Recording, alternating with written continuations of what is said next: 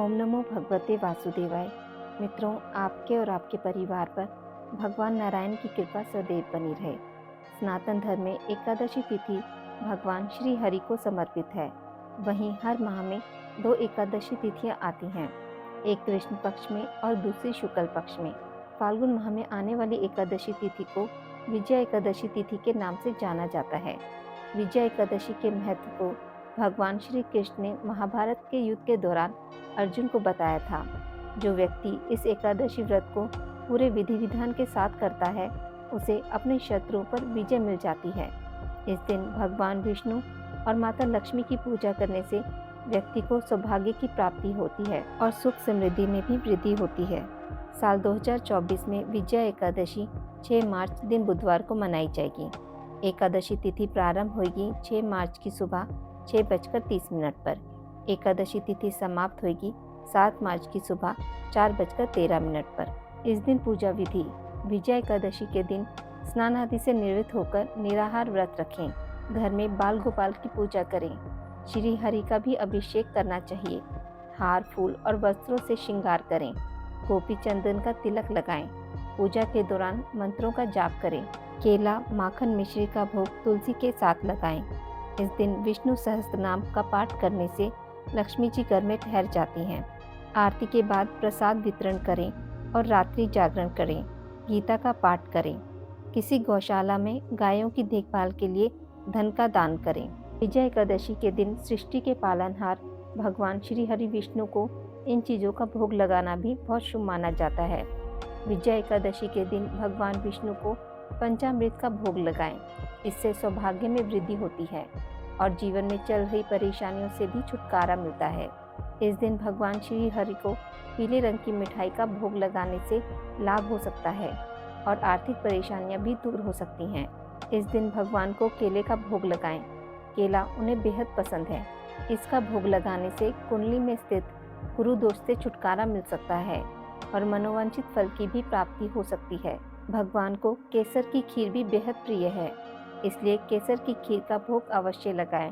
विजया एकादशी के दिन भगवान विष्णु के साथ साथ माता लक्ष्मी को मखाने का भोग जरूर लगाएं। इससे दोनों की कृपा बनी रहती है और दाम्पत्य जीवन भी सुखमय रहता है। इसलिए एकादशी के दिन मखाने का भोग अवश्य लगाएं। विजया एकादशी की व्रत कथा। धर्मराज युधिष्ठिर बोले, हे जनार्दन, फाल्गुन मास के कृष्ण पक्ष की एकादशी का क्या नाम है तथा उसकी विधि क्या है? कृपया करके आप मुझे बताइए।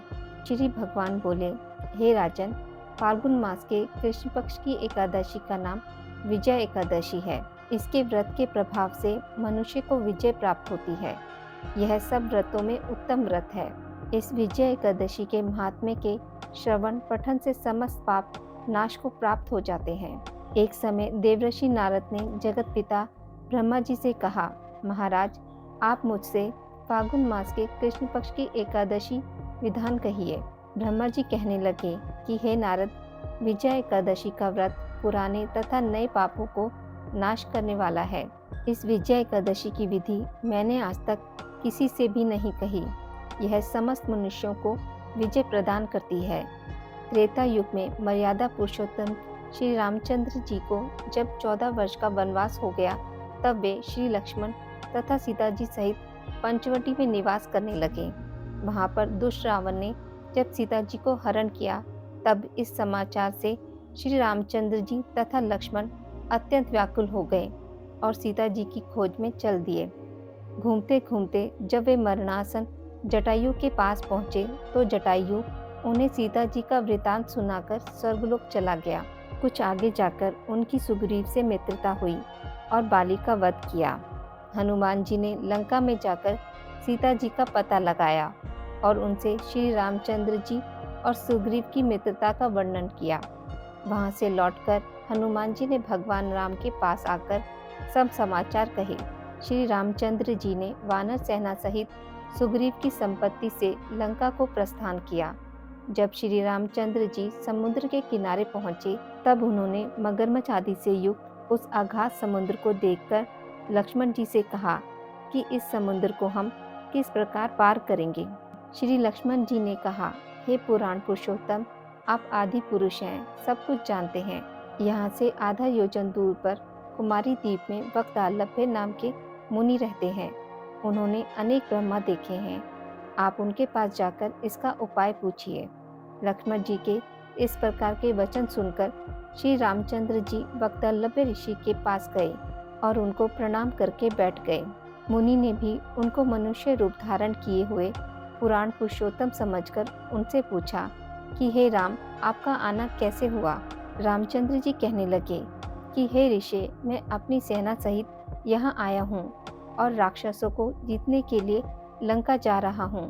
आप कृपा करके समुद्र पार करने का कोई उपाय बतलाइए। मैं इसी कारण आपके पास आया हूँ। वक्तालभ्य ऋषि बोले कि हे राम, फाल्गुन मास के कृष्ण पक्ष की एकादशी का उत्तम व्रत करने से निश्चय ही आपकी विजय होगी। साथ ही आप समुद्र भी अवश्य पार कर लेंगे। इस व्रत की विधि यह है कि दशमी के दिन स्वर्ण, चांदी, तांबा या मिट्टी का एक घड़ा बनाएं। उस घड़े को जल से भरकर तथा 5 पल्लव रखकर वेदिका पर स्थापित करें। उस घड़े के नीचे सतनजा और ऊपर जौ रखें। उस पर श्री सत्यनारायण भगवान की स्वर्ण की मूर्ति स्थापित करें। एकादशी के दिन स्नान आदि से निर्वृत्त होकर धूप, दीप, नवेद, नारियल आदि से भगवान की पूजा करें। तत्पश्चात घड़े के सामने बैठकर दिन व्यतीत करें और रात्रि को भी उसी प्रकार बैठकर जागरण करें। द्वादशी के दिन नित्य नियम से निर्वृत्त होकर उस घड़े को ब्राह्मण को दे दें। हे राम, यदि तुम भी इस व्रत को सेनापतियों सहित करोगे तो तुम्हारी विजय अवश्य होगी।